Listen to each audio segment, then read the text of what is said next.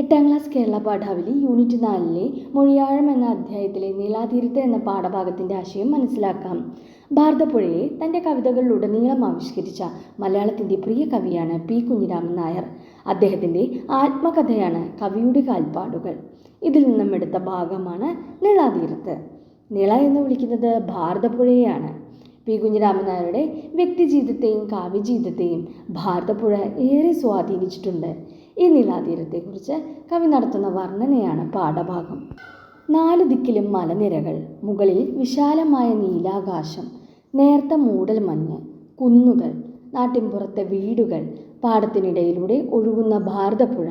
ഈ കാഴ്ചയെ പി കുഞ്ഞിരാമൻ നായർ പ്രകൃതിബിംബങ്ങൾ കൊണ്ട് മനോഹരമാക്കിയിരിക്കുന്നത് നോക്കൂ.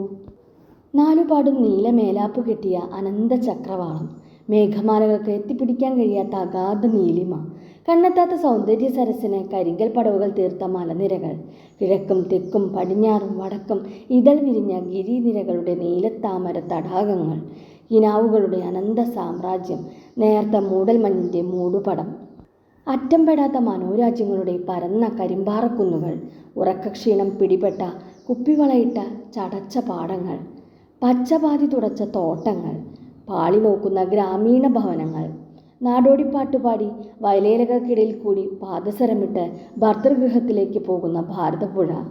ഇത്തരത്തിൽ ഭാരതപ്പുഴയോരത്തെ പ്രകൃതിബിംബങ്ങളെ കൊണ്ട് മനോഹരമാക്കി തീർത്തിരിക്കുന്നു പി കുഞ്ഞിരാമൻ നായർ.